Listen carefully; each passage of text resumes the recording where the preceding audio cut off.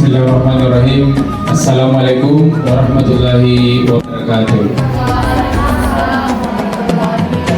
Alhamdulillah rabbil alamin. Assalatu wassalamu ala asyrafil anbiya'i wal mursalin wa ala alihi wa sahbihi ajma'in wa man wala. Jadi Bapak Ibu yang kami hormati, yang terhormat Ibu Kepala UPT SMA Negeri 14 Sinjai, yang kami hormati Bapak Wakasek Kurikulum UPT SMA Negeri 14 Sinjai, serta teman-teman yang kami banggakan. Jadi pertama-tama marilah kita senantiasa memanjatkan puji dan syukur kehadirat Allah Subhanahu wa taala yang mana sampai detik ini masih memberikan kita limpahan rahmat berupa kesehatan dan kesempatan, sehingga kita masih diberi waktu untuk bertemu di tempat yang mulia ini. Tanpa pula salam dan taslim senantiasa tercurah kepada junjungan kita Nabiullah Muhammad sallallahu alaihi wasallam, yang mana beliau adalah menjadi suri tauladan bagi seluruh alam. Jadi Bapak Ibu guru hebat yang hadir di tempat ini, jadi hari ini kami mohon maaf sebesar-besarnya karena menyita sejenak waktu Bapak Ibu untuk melaksanakan diseminasi aksi nyata modul 14, yaitu budaya positif. Ya, jadi ini menjadi salah satu tugas kami yang masuk di dalam calon guru penggerak untuk modul 14. Jadi untuk mengefisienkan waktu, saya serahkan kepada teman kami yaitu Ibu Nur Wahidah untuk memaparkan materinya. Kami persilakan.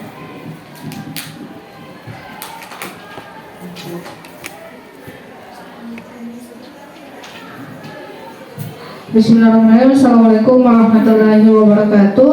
Waalaikumsalam. Ya, terima kasih Bapak Ibu bisa menyempatkan waktunya membersamai kami untuk memaparkan aksi nyata modul 1.4 tentang materi budaya positif. Baik Bapak Ibu, saya akan memaparkan materi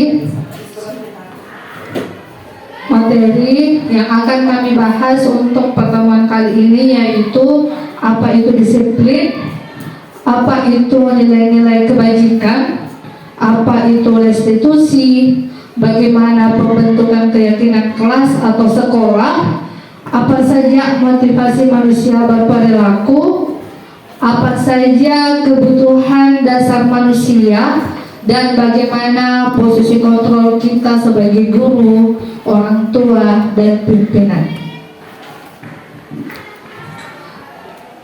Baik Bapak Ibu, materi yang pertama yaitu tentang disiplin. Ya, disiplin positif. Apa itu disiplin? Menurut Ki Hajar Dewantara, untuk menciptakan murid yang merdeka, syarat utamanya adalah harus ada disiplin yang kuat. Disiplin yang dimaksud adalah disiplin diri yang memiliki motivasi internal. Itu pengertian disiplin. Hal ini sejalan dengan pandangan Dian Gosen bahwa disiplin adalah belajar, yaitu bagaimana kita belajar untuk mengontrol diri.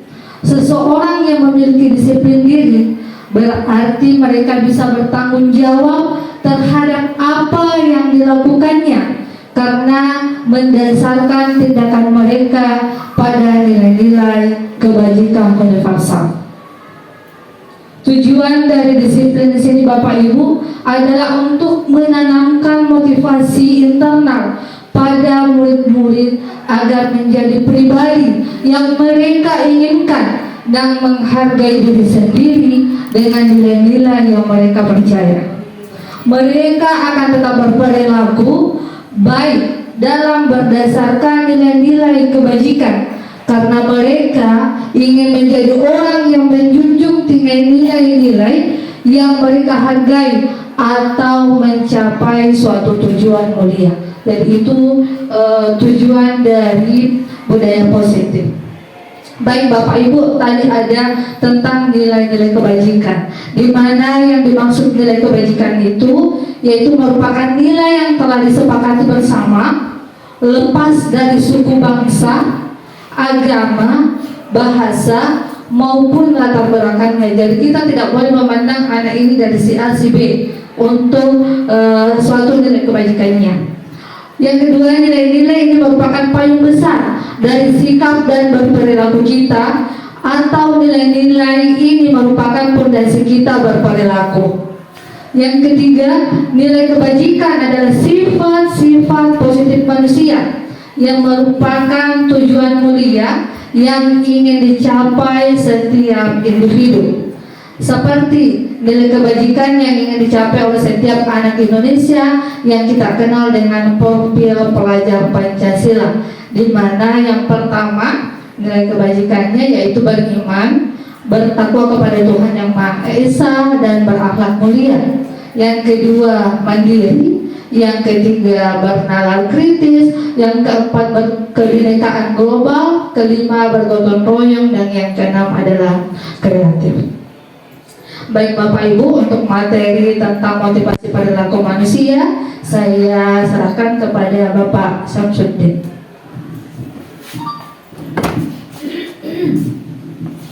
Baik Bapak Ibu guru hebat, perkenankan saya untuk melanjutkan materi yang telah dibawakan tadi, yaitu mengenai motivasi perilaku manusia. Jadi di sini Diana Gosen menyatakan ada 3 motivasi perilaku manusia. Yang pertama adalah untuk menghindari ketidaknyamanan atau hukuman. Motivasi ini bersifat eksternal. Kemudian yang kedua, untuk mendapatkan imbalan atau penghargaan dari orang lain. Motivasi ini bersifat eksternal. Kemudian yang ketiga, untuk menjadi orang yang mereka inginkan dan menghargai diri sendiri dengan nilai-nilai yang mereka percaya. Motivasi ini bersifat internal atau dari dalam diri seseorang. Jadi dia negosiasi di sini menyatakan untuk 3 motivasi perilaku, ada yang bersifat hukuman, kemudian penghargaan dari orang lain, dan nilai menghargai diri sendiri. Ya. Kemudian berikutnya yaitu restitusi. Mungkin di sini Bapak Ibu sudah tidak asing lagi untuk istilah ini, untuk istilah restitusi, karena beberapa kali yang sebelumnya mungkin juga sudah dipaparkan. Namun pada kali ini kami akan mencoba mengingatkan kembali Bapak Ibu bahwa apa itu restitusi.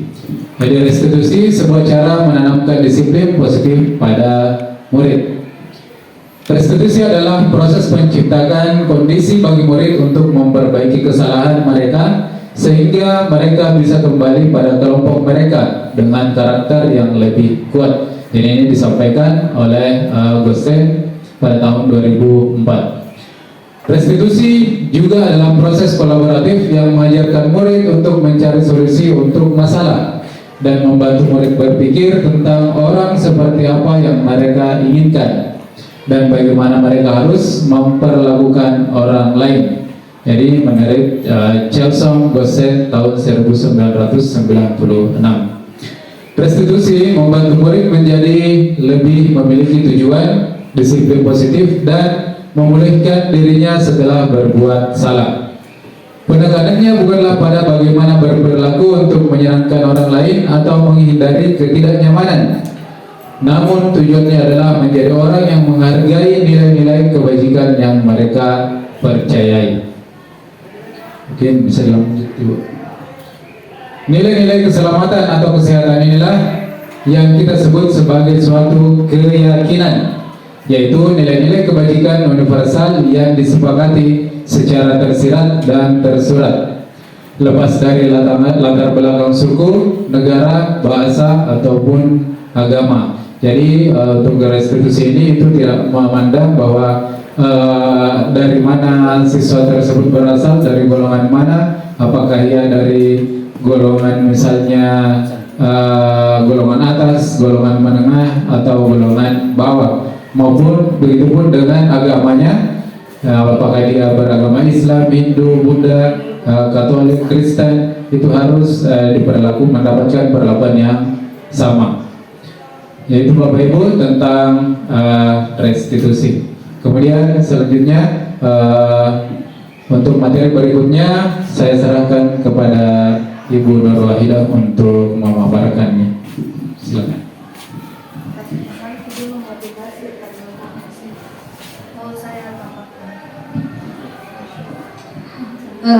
Baik Bapak Ibu, tadi sudah dijelaskan tentang 3 motivasi perilaku manusia menurut Dian Gosan. Kalau misalkan kita berbicara secara pribadi ya Bu, Bapak Ibu, kalau saya mungkin kita berperilaku karena misalkan takut ditegur, atau takut berbuat kesalahan, atau takut mendapat hukuman. Seperti ini mungkin Bapak Ibu peserta didik kita. Karena biasanya kalau misalkan ada suatu ketidaknyamanan, ada sesuatu yang mereka dituntut seperti ini, bisa saya berpikir, oh nanti saya dapat hukuman seperti ini, nanti saya dikasih begini sama Bapak Ibu guru. Seperti inilah perilaku manusia ketika dia melakukan suatu perbuatan atau suatu tindakan. Yang kedua, adanya imbalan atau penghargaan. Ini sebenarnya kalau misalkan di mata pelajaran saya, penghargaan atau merasa diakui itu memang perlu Bapak Ibu. Kalau kembali kepada diri kita masing-masing, suatu pengakuan, misalkan ada sesuatu yang kita kerjakan atau ada sesuatu yang kita lakukan, kita sebenarnya butuh penghargaan atau pengakuan bahwa ya kamu sudah bisa melakukannya, ya kamu sudah bisa menjalankannya. Jadi jangan Bapak Ibu ragu-ragu ketika kita mengajar di dalam kelas, suatu aplaus pun itu sangat berharga kepada anak didik kita. Misalkan terima kasih Nak sudah memberikan jawaban, kita berikan aplaus dulu. Berarti kita menghargai apa yang sudah dilakukan anak didik kita. Jadi tidak salah kalau kita memberikan suatu penghargaan kepadanya. Seperti itu tentang berperilaku. Jadi anak-anak ketika ada yang melakukan mungkin dia memang mau diakui Bapak Ibu. Jadi mungkin dia mau dihargai juga dengan apa hasil kerjanya di kelas. Jadi jangan pakai bilang terlalu lebay atau tidak biasa kak saya. Itu selalu kita lakukan karena ketika kita menghargai pekerjaan kita pasti enak tonnya. Seperti juga itu peserta didik berbagai macam materi yang dia pelajari setiap hari. Mungkin ada mata pelajaran di satu hari itu tidak menghargai hasilnya. Kenapa tidak kita lakukan itu?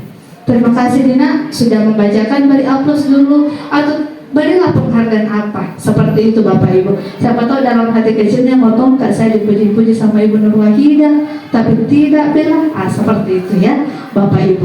Baik, untuk restitusi ini juga saya dapatkan di guru penggerak Bapak Ibu.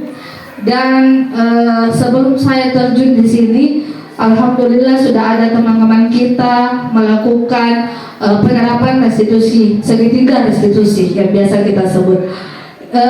Dan alhamdulillah walaupun memang materinya saya belum dapatkan, tapi ada gambaran yang sudah disampaikan dengan teman-teman sebelumnya, dan ini pernah saya terapkan dan ternyata bisa ampuh Bapak Ibu, bisa ampuh. Entah dari segi dari segi yang saya lakukan, alhamdulillah ampuh pada saat itu. Karena ada peserta didik kita dan katanya sekarang dia naik level begitu lagi. Tapi mungkin sedikit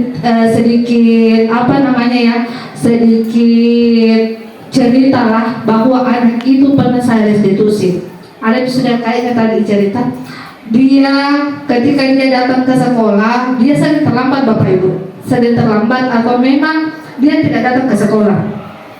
Saya terapkan segitiga restitusi. Walaupun mungkin alurnya tidak seperti tahapan yang harus kita lakukan, tetapi paling tidak ada yang saya lakukan. Saya tanya, kenapa kina terlambat? Kan begitu pasti pertanyaan ke awal, kenapa kina lambat kak bangun Bu? Tapi saya tidak bilang harus cepat tidur, tidak. Saya bilang, kenapa kina bisa lambat bangun? Dia yang menemukan sendiri. Dia menemukan sendiri, dan saya bilang, kira-kira kalau seperti ini Ki, apa solusi yang harus kita lakukan? Jadi dia yang mencari sendiri solusinya. Jangan pakai capek-capek. Kalau di segitiga restitusi itu Bapak Ibu, bukan kita yang mencari masalahnya, bukan juga kita yang mencari solusinya. Anda sendiri yang mencari apa permasalahannya dan apa solusi dari permasalahan yang dia lakukan. Seperti itu. Nah, ini saya pernah terapkan. Dan alhamdulillahnya di mata pelajaran saya memang tidak pernah masuk Bapak Ibu, tidak pernah masuk.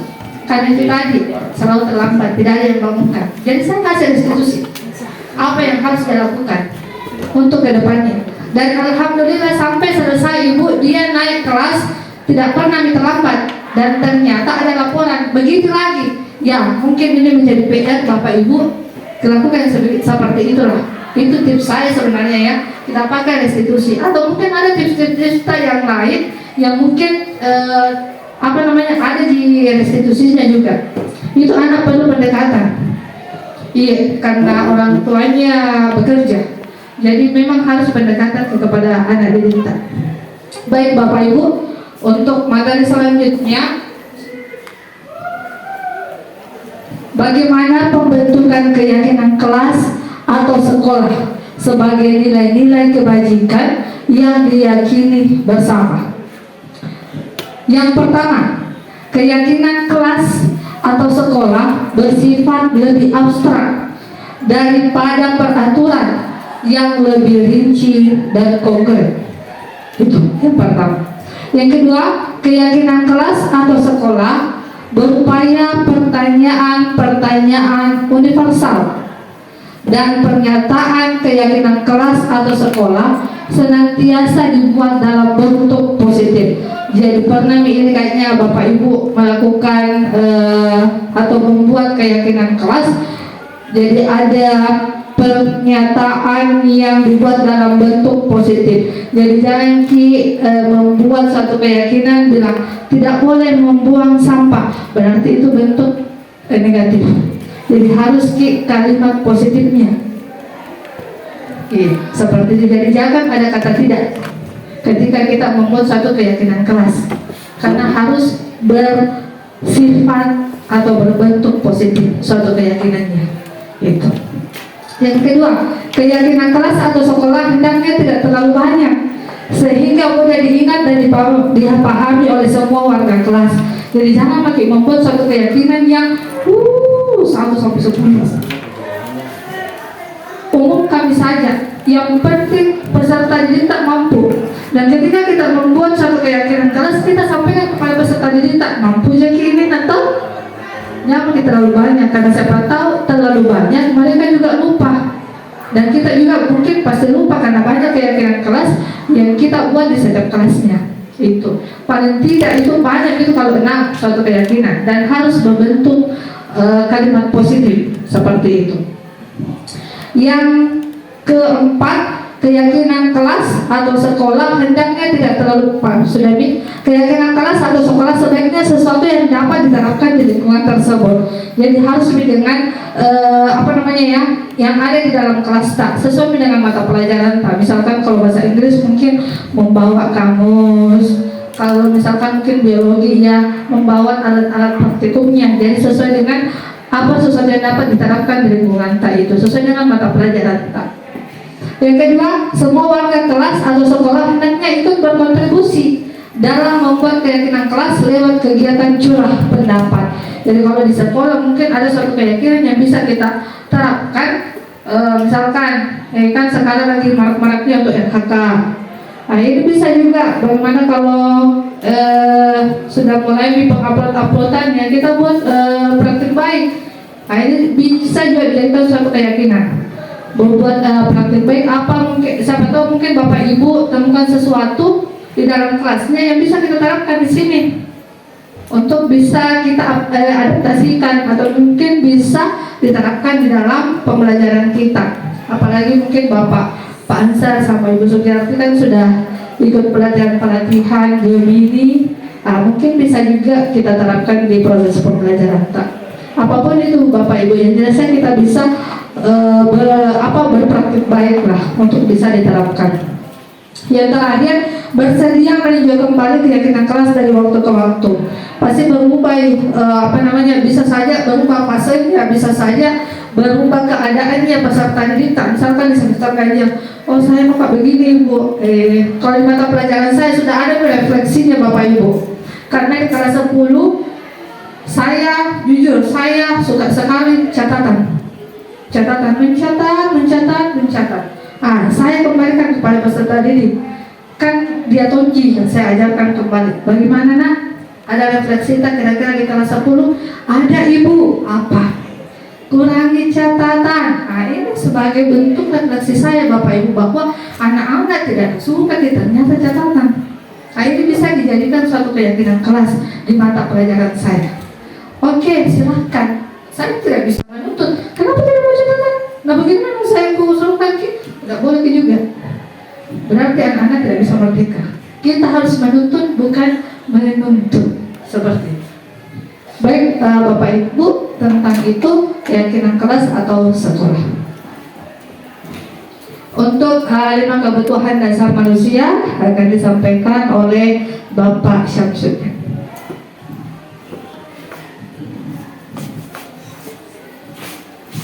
Jadi berikutnya yaitu 5 kebutuhan dasar manusia. Jadi Bapak Ibu sekalian, mungkin ini juga materi yang kembali berulang dan Bapak Ibu sudah mendapatkannya, namun kami akan mencoba mengulas kembali 5 kebutuhan dasar manusia, yang mana setiap manusia, siapapun orangnya, pasti memiliki kebutuhan dasar ini, ya. Baik dari anak kecil, remaja, dewasa, dan orang tua pasti memiliki 5 kebutuhan dasar ini. Yang pertama adalah kebutuhan bertahan untuk hidup, ya. Bertahan untuk hidup. Yang kedua adalah kasih sayang dan rasa diterima. Jadi ini kebutuhan untuk diterima.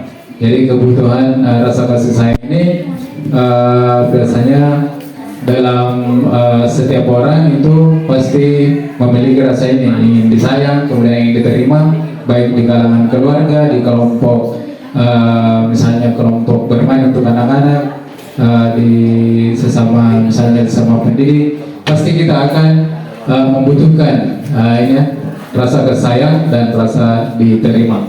Kemudian yang ketiga adalah penguasaan atau kebutuhan pengakuan atas kemampuan. Kemudian yang keempat adalah rasa kebebasan atau kebutuhan akan pilihan. Dan yang kelima adalah kebutuhan dasar yang kelima, yaitu kebutuhan kesenangan atau kebutuhan untuk merasa senang. Dan saya rasa untuk ini Bapak Ibu semua sudah memahami untuk 5 kebutuhan dasar manusia ini. Karena setiap manusia pasti memiliki atau membutuhkan kebutuhan tersebut. Kembali yang pertama tadi, kebutuhan bertahan hidup atau survival. Jadi survival adalah kebutuhan yang bersifat fisiologis untuk bertahan hidup, misalnya kesehatan, rumah, dan makanan. Kebutuhan biologis sebagai bagian dari proses reproduksi, termasuk kebutuhan untuk tetap bertahan hidup. Kemudian komponen psikologis pada kebutuhan ini meliputi kebutuhan akan perasaan yang aman. Kemudian yang kedua adalah kebutuhan untuk disayangi dan diterima, meliputi kebutuhan akan hubungan dan koneksi sosial. Kebutuhan untuk memberi dan menerima kasih sayang, dan kebutuhan untuk merasa menjadi bagian dari suatu kelompok. Kebutuhan ini juga meliputi keinginan untuk tetap terhubung dengan orang lain, seperti teman, keluarga, pasangan hidup, teman kerja, binatang peliharaan, dan kelompok di mana kita tergabung. Berikutnya adalah kebutuhan pengetahuan atas kemampuan. Jadi kebutuhan ini berhubungan dengan kekuatan untuk mencapai sesuatu, menjadi kompeten, menjadi terampil, diakui atas prestasi dan keterampilan kita, didengarkan dan memiliki rasa harga diri. Kebutuhan ini meliputi keinginan untuk dianggap berharga, bisa membuat perbedaan, bisa membuat pencapaian, kompeten, diakui, dan dihormati. Kemudian kebutuhan untuk bebas, jadi kebutuhan dasar yang keempat, yaitu kebutuhan untuk bebas adalah kebutuhan akan kemandirian, otonomi, memiliki pilihan dan mampu mengendalikan arah hidup seseorang. Anak-anak dengan kebutuhan kebebasan yang tinggi menginginkan pilihan. Mereka perlu banyak bergerak, suka mencoba-coba, tidak terlalu terpengaruh orang lain, dan senang mencoba hal baru dan menarik. Jadi biasanya untuk kebutuhan untuk bebas ini kebanyakan kalau di tahap di fase perkembangan seseorang, biasanya ini berada pada tingkat remaja, ya, menuju dewasa, ya. Kemudian berikutnya adalah kebutuhan akan kesenangan. Adalah kebutuhan untuk mencari kesenangan, bermain dan tertawa. Bayangkan hidup tanpa kenikmatan apapun, betapa menyedihkan. Glaser menghubungkan kebutuhan akan kesenangan dengan belajar.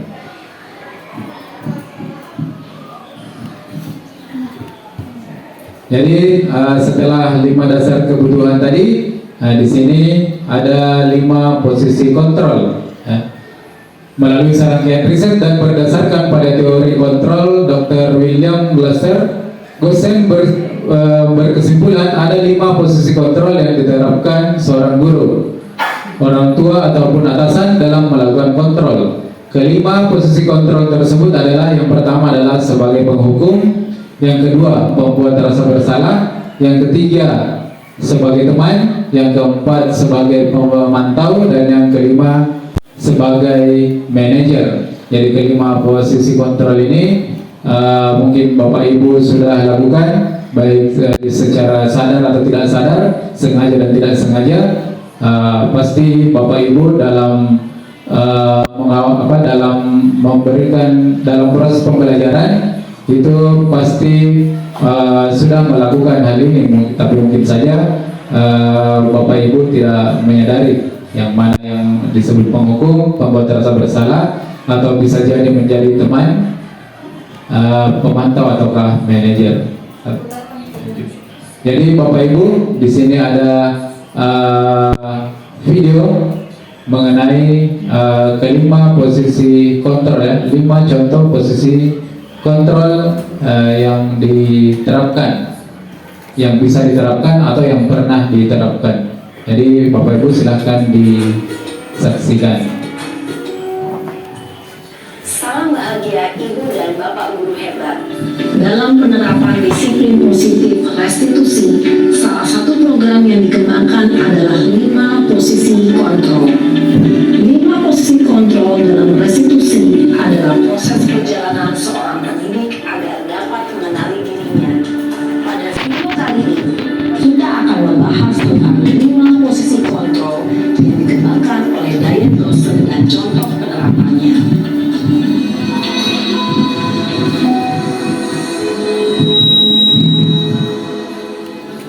5 posisi kontrol itu adalah: 1. Posisi penghukum. 2. Posisi pembuat merasa bersalah. 3. Posisi teman. 4. Posisi pemantau atau monitor. Dan 5. Posisi manajer.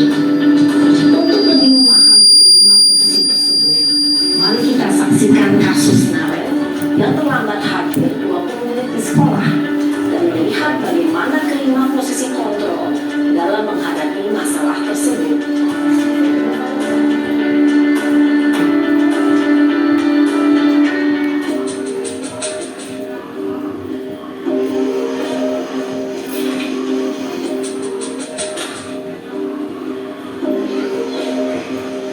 Naren, sini kamu. Selamat pagi, Bu. Selalu terlambat. Kamu deh, pasti terlambat. Maaf, Bu. Saya... Apa? Apa coba? Alasan kamu apa lagi?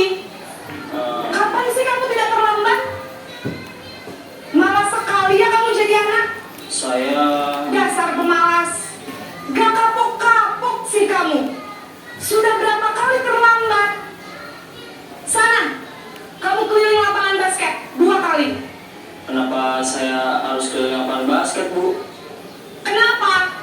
Kamu melawan ibu? Berani-beraninya jawab. Sudah terlambat, masih berani jawab pula. Sekarang, keliling lapangan basket 5 kali sekalian. Biar kapok. Cepat. Pergi sana ke lapangan basket. Posisi penghukum biasanya berbicara dengan nada tinggi, menghardik, menunjuk-nunjuk, menyakiti, dan menyindir. Hukuman bisa berupa fisik maupun psikis.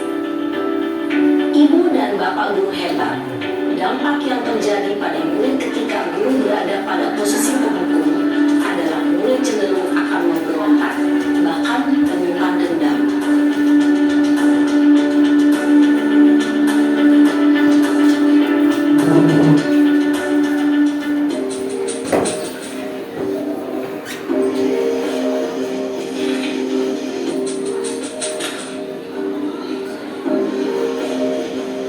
Naren!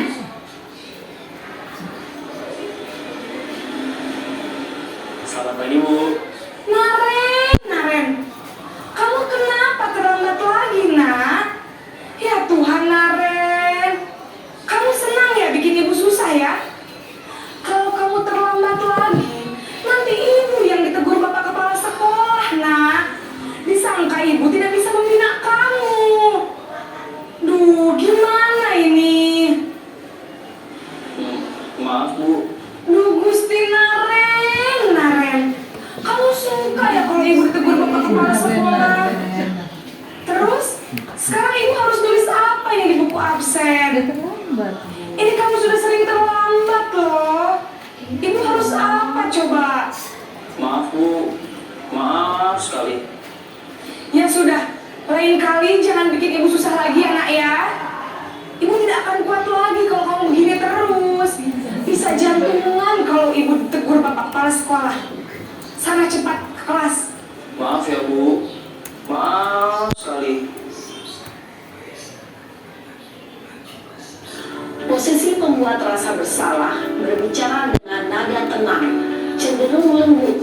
Namun kata-kata yang diutarakan membuat murid merasa menjadi orang yang gagal, memandang buruk dirinya sendiri, merasa tidak berharga, dan tidak sanggup membahagiakan orang lain. Ketika guru mengambil posisi pembuat rasa bersalah, murid akan menganggap dirinya yang bersalah dan ia akan menyimpan emosi negatif tersebut di dalam dirinya.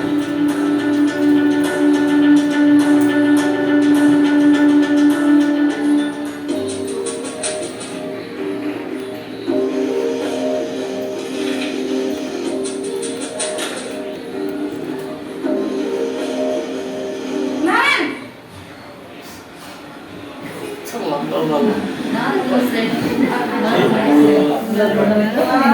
Sudah keliling nak. Terlambat lagi ya sayang. Iya, Bu. Tapi rumah saya rumah bangunkan saya, Bu. Kamu malah menyalahkan ibu kamu. Kamu bukannya anak yang larinya paling kencang. Kok terlambat sih? Iya, Bu. Saya memang terlambat bangun tadi. Jadi, biarpun saya lari kencang, tetap gak kekejar, Bu. Ya sudah sana. Nanti lain kali larinya lebih kencang lagi ya. Biar gak terlambat lagi. Bikin seneng ibu. Demi ibu. Bisa kan? Bisa lah, Bu. Ya sudah sana masuk kelas. Ibu beresin urusan absen kamu. Kamu ini ada-ada saja. Dalam posisi tenang, guru berbicara dengan nada suara ramah, akrab, cenderung bersenda gurau untuk menjaga suasana tetap santai. Murid akan merasa senang, aman, dan akrab dengan guru. Identitas yang tercipta adalah identitas sukses atau berhasil. Namun, perlu diingat, karena ini masih dorongan eksternal, maka ada faktor ketergantungan dari murid kepada orang tertentu. Di sini, guru absennya, sehingga di lain waktu, murid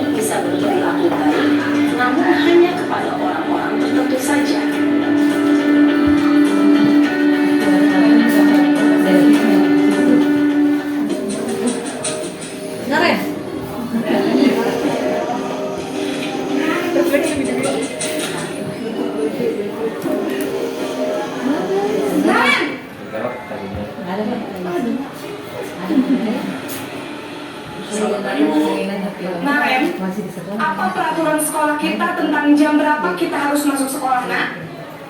Kita harus di sekolah jam 7, Bu. Iya betul, sekarang sudah jam 7.20. Naren sudah tahu konsekuensinya jika terlambat hadir. Paham, Bu. Saya harus tinggal kelas pas jam istirahat selama 20 menit. Iya benar, konsekuensinya demikian. Jadi nanti jam 9.30 pas istirahat, kamu harus tinggal di kelas, kerjakan tugas tambahan untuk ketertinggalan kamu, ya? Baik, Bu. Posisi pemantau mengandalkan penghitungan atau data untuk mengontrol murid. Guru mengarahkan murid berdasarkan peraturan dan konsekuensi. Seorang pemantau menunjukkan bahasa tubuh dan ekspresi wajah yang datar dan cenderung formal.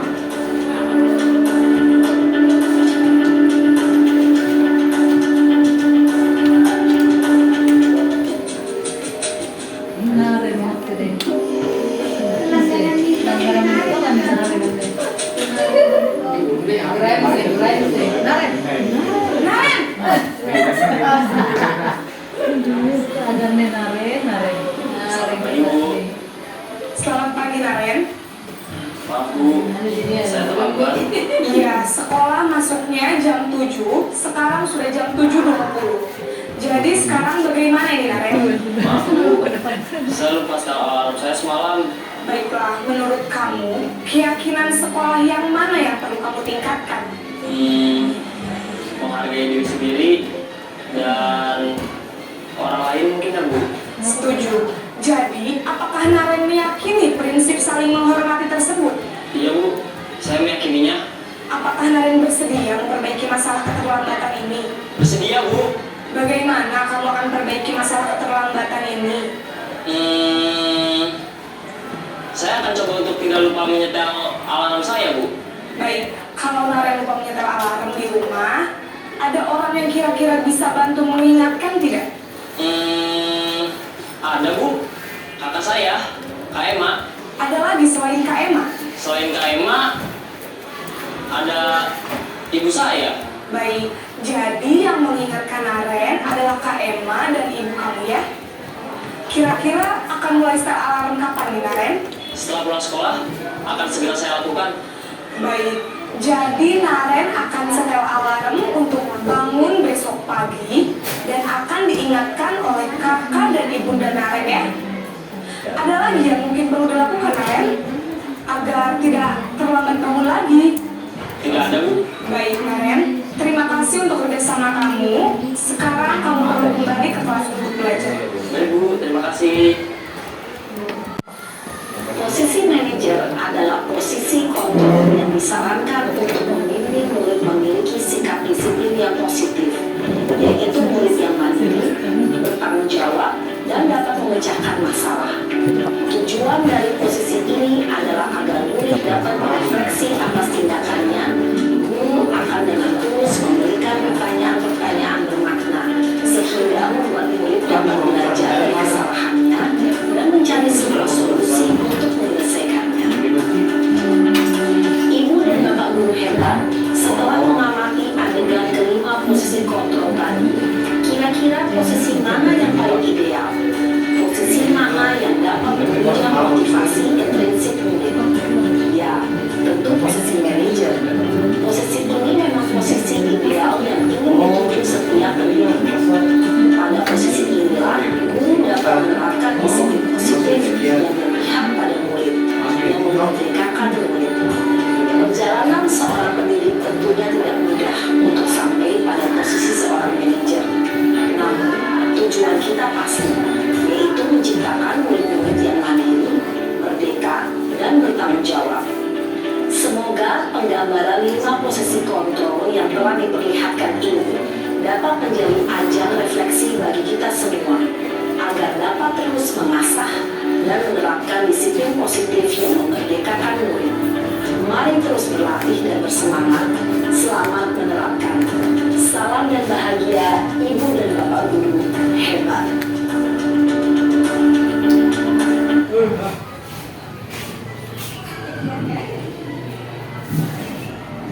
Jadi Bapak Ibu hebat sekalian. Jadi itulah tadi tayangan 5 contoh posisi kontrol yang sering dilakukan. Nah, untuk berikutnya di sini 5 posisi kontrol penghukum. Seorang penghukum bisa menggunakan hukuman fisik maupun verbal. Orang-orang yang menjalankan posisi penghukum senantiasa mengatakan bahwa sekolah memerlukan sistem atau alat yang dapat lebih menekan murid-murid lebih dalam lagi. Guru-guru yang menerapkan posisi penghukum akan berkata, patuhi aturan saya atau awas. Kamu selalu saja salah. Selalu, pasti selalu yang terakhir selesai. Guru seperti ini senantiasa percaya hanya ada satu cara agar pembelajaran bisa berhasil, yaitu dengan cara dia sendiri. Kemudian berikutnya adalah pembuat merasa bersalah. Pada posisi ini biasanya guru akan bersuara lebih lembut.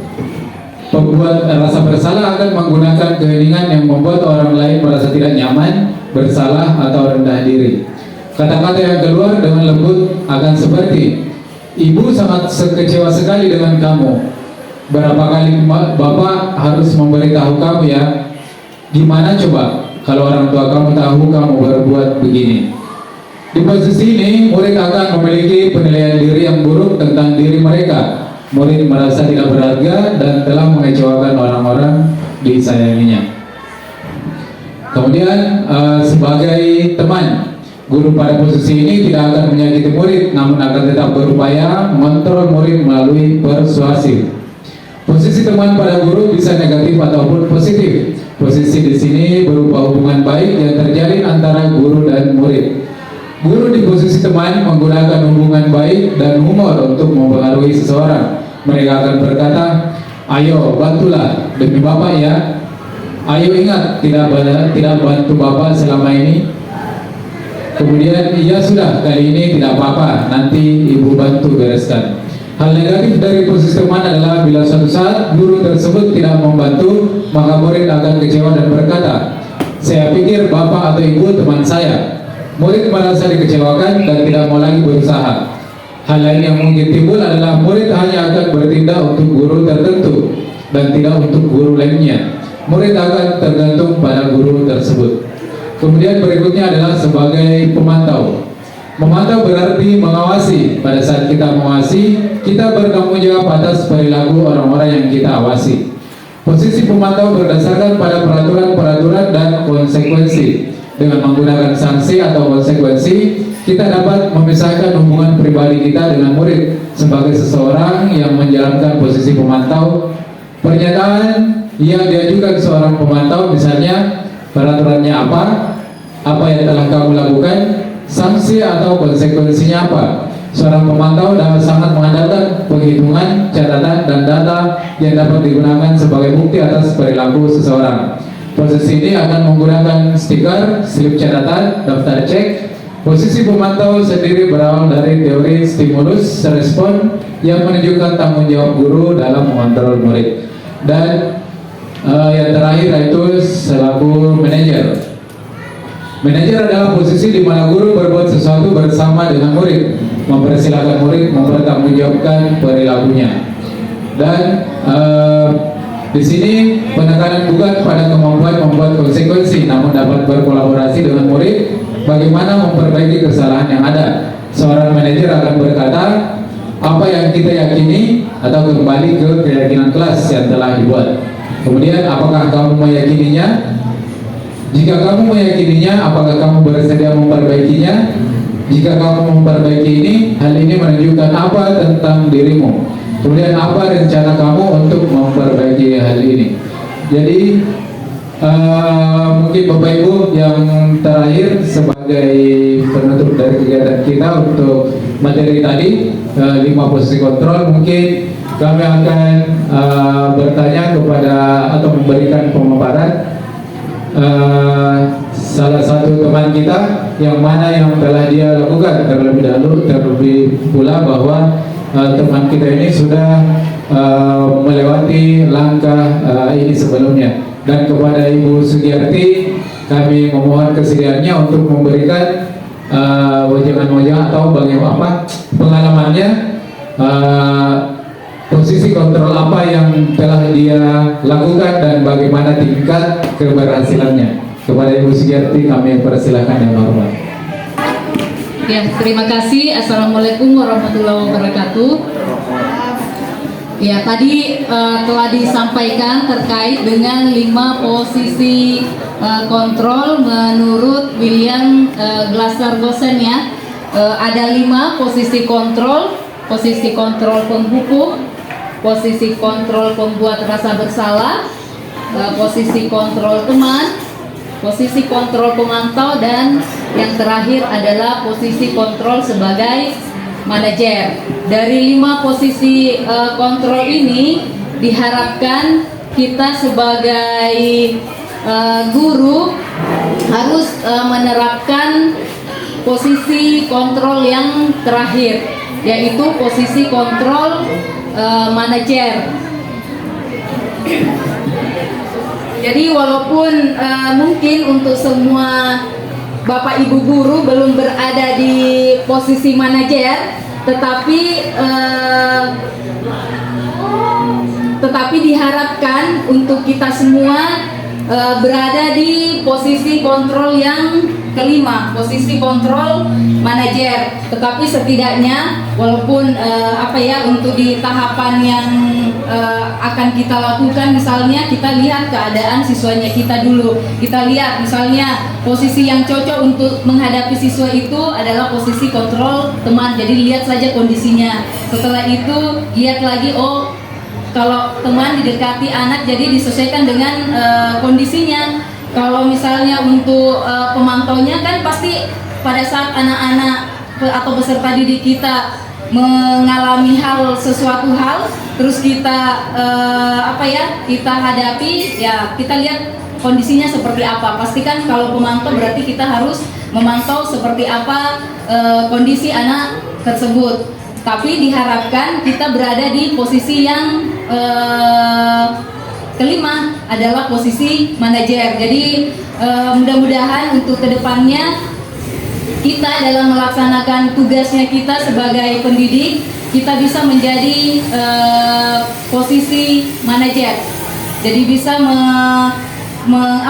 menjadi manajer buat bukan sebagai siswanya kita, tetapi sebagai teman-teman juga, seperti apa posisinya kita sebagai memposisikan dirinya kita seperti itu. Oke, jadi di antara 5 posisi kontrol tadi, untuk idealnya semoga kita bisa berada di posisi kontrol manajer ya, di mana posisi guru ini berbuat sesuatu bersama dengan murid, mempersilahkan murid mempertanggungjawabkan perilakunya, mendukung murid agar dapat menemukan solusi atas permasalahannya sendiri. Jadi mudah-mudahan keterampilan untuk menduduki posisi kontrol yang kelima ini kita bisa terapkan dalam kehidupannya kita. Seperti itu ya Bapak Ibu. Terima kasih. Assalamualaikum warahmatullahi wabarakatuh. Karena sejatinya kita akan menginginkan murid kita menjadi manusia yang merdeka, mandiri, bertanggung jawab, maka kita perlu mengacu kepada restitusi, segitiga restitusi yang dapat menjadikan murid kita sebagai manajer bagi dirinya sendiri. Seperti itu tambahan dari saya. Terima kasih. Ya, itulah tadi tanggapan sekaligus contoh yang pernah dilakukan oleh Ibu Sugiarti SPDGR dalam menerapkan 5 posisi kontrol, dan penguatan yang terakhir dari beliau adalah posisi kontrol yang paling baik sebenarnya dilakukan sebagai seorang guru, yaitu sebagai manajer ya, untuk memanajerial siswa. Dan kami ucapkan banyak terima kasih atas tambahan atau masukan dari Ibu Sugiarti. Berikutnya Bapak Ibu, kita melangkah ke tahapan segitiga restitusi ya. Jadi pada gambar di atas sudah terpampang jelas bagaimana dalam melakukan segitiga restitusi ya, tahapan segitiga restitusi, yaitu yang pertama adalah menstabilkan identitas ya. Dalam menstabilkan identitas, nah di sini kita bisa menggunakan kalimat-kalimat, misalnya setiap orang pasti pernah melakukan kesalahan. Kemudian kalimat yang lain yaitu kamu bukan satu-satunya yang pernah melakukan ini. Nah itu bentuk kalimat-kalimat dari menstabilkan identitas. Setelah kita melaksanakan atau melakukan penstabilan identitas, tindakan yang kedua ya adalah validasi tindakan yang salah. Ya, validasi tindakan yang salah. Nah di sini contoh-contoh kalimat yang bisa kita gunakan yaitu yang pertama atau contoh yang pertama, kamu tentunya punya alasan mengapa melakukan itu. Kemudian yang kedua, adakah cara yang lebih efektif untuk mendapatkan apa yang kamu butuhkan? Nah ini contoh-contoh kalimat dalam memvalidasi tindakan yang salah. Kemudian yang ketiga yaitu menanyakan keyakinan. Ya, menanyakan keyakinan. Jadi contoh-contoh kalimat yang bisa kita gunakan dalam menanyakan keyakinan. Yang pertama adalah keyakinan kelas apa yang telah kita sepakati. Kemudian kalimat yang lain adalah kamu ingin menjadi orang yang seperti apa. Nah itulah jenis-jenis kalimat atau contoh-contoh kalimat yang bisa kita lakukan pada saat melakukan segitiga restitusi terhadap siswa, ya, terhadap siswa yang mungkin punya kesalahan-kesalahan dan kita ingin agar kesalahan tersebut bisa diperbaiki. Baiklah Bapak Ibu guru hebat, jadi sampailah kita kepada tahapan refleksi, ya. Jadi kami akan mempersilakan Bapak Ibu untuk merefleksikan materi yang telah kita bahas hari ini. Dan mungkin Bapak Ibu ada yang ingin merefleksikan tentang materi kita, ya, Ibu Andi Kurnia Fahrudin. Silahkan Ibu. Tabai Andi Kurnia Fahrudin SH. Bismillahirrahmanirrahim. Assalamualaikum warahmatullahi wabarakatuh. Ya, sebelumnya saya mengucapkan banyak terima kasih kepada Bapak dan Ibu pemateri hari ini atas kesempatan yang diberikan kepada saya untuk memberikan sebuah refleksi dalam yang disampaikan pada hari ini. Dan saya pribadi mengucapkan banyak terima kasih kepada Bapak dan Ibu yang telah memberikan materi pada hari ini, di mana materinya merupakan budaya positif dan yang banyak hal yang bisa saya petik yang Bapak dan Ibu sampaikan pada kesempatan kali ini. Dan yang secara garis besar yang bisa saya petik yaitu